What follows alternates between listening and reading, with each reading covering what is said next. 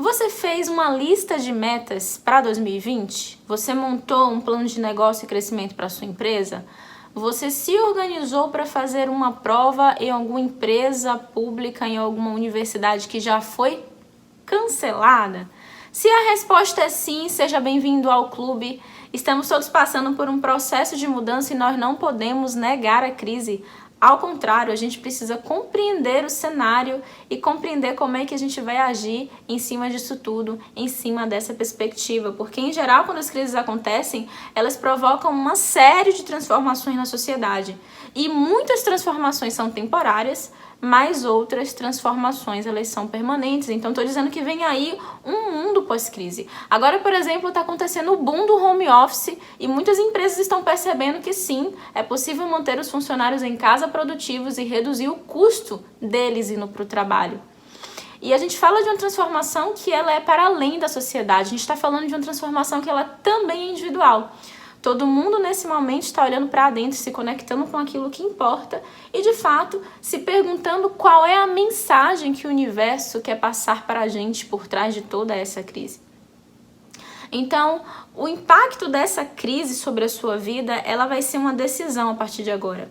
Você vai decidir se você vai entrar em um movimento de contenção ou num movimento de expansão. Porque, veja, a maioria das pessoas, quando passa por um processo desse, elas se reprimem, elas se contraem. A gente tem que ficar dentro de casa, e isso é fato. Mas isso não significa que você não possa ter um pensamento em expansão. Isso não significa que você não possa realmente projetar a sua mente para aquilo que vai ser depois de tudo isso passar. Porque enquanto você está no meio do furacão, você precisa decidir se você vai ficar no meio do furacão rodando ou se você vai ter uma capacidade produtiva de fazer com que o seu tempo renda um benefício para você mesmo.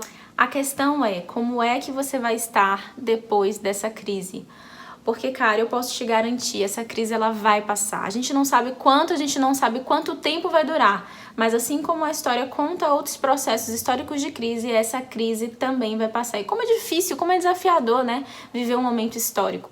Eu estava aqui lembrando que na entrevista para o jornal Estadão, o economista Luiz Carlos de Barros, ele falou de 3 grandes crises que aconteceram e que impactaram o mundo, impactaram a economia, que me fez recordar. Em 2002, a China sofreu o impacto da SARS, que foi, assim como o coronavírus, um vírus, né? Graças a Deus ele não chegou no Brasil, ou pelo menos eu não lembro, né? Que mudou completamente o comportamento da sociedade, que aconteceu a mesma coisa que está acontecendo nesse momento, que várias pessoas ficaram isoladas e tudo mais. Cara, a SARS veio, ela devastou, ela causou e ela passou. Isso foi em 2002. Né? Quando acontece um caos, na verdade, você acha que é a primeira vez que aquela adversidade acontece. Mas, na verdade, sempre foi assim.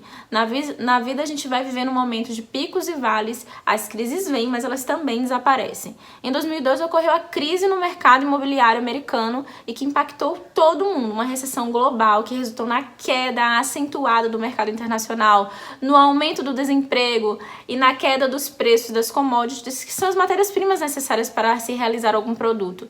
Então, a crise das hipotecas, né, desse mercado imobiliário, veio, causou, devastou e passou. Ainda pegando o gancho da história, em 2011 ocorreu um terremoto e um tsunami no Japão, provocando danos graves na usina nuclear japonesa de Fukushima. Então, assim, vazamentos radioativos que foram registrados, um desastre nuclear absurdo, né? A gente sabe que o Japão é uma grande potência que exporta para todo mundo, enfim.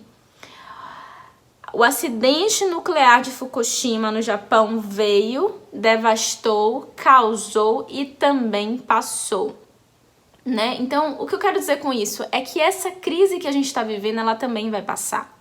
E que a gente precisa realmente se comprometer com a nossa decisão de se eximir desse movimento, de ser mais consciente com o nosso tempo, ou de simplesmente se deixar levar para o meio do furacão. Né? Qual é a desvantagem do ambiente de incerteza? Vamos falar sobre isso. A maioria das pessoas se perdem. A maioria das pessoas se perdem, a maioria das pessoas ficam angustiadas, a maioria das pessoas nem sabem o que fazer.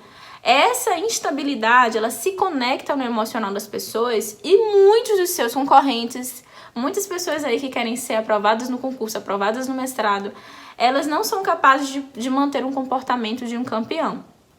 E por isso, esse é o momento de você decidir aqui e agora como uma crescente o que você realmente vai fazer com esse tempo. Não gaste horas conversando sobre aquilo que não é infrutífero ou colhendo algum tipo de informação que não vai lhe canalizar para o bem. Mas que nesse momento você possa se ajuntar a um grupo, porque essa é a força do contágio social, caminhar com pessoas que têm o mesmo objetivo que você, para que você possa alcançar o seu objetivo. E é por isso que eu estou abrindo agora também as minhas mentorias, nessa época de crise, com um preço especial, para que você consiga, se você quiser, ficar mais perto da gente e de pessoas que têm noção de que quando tudo isso passar, a gente vai estar mais pronto, mais forte e mais preparado para alcançar os nossos objetivos. Um beijo para vocês! E até o próximo vídeo.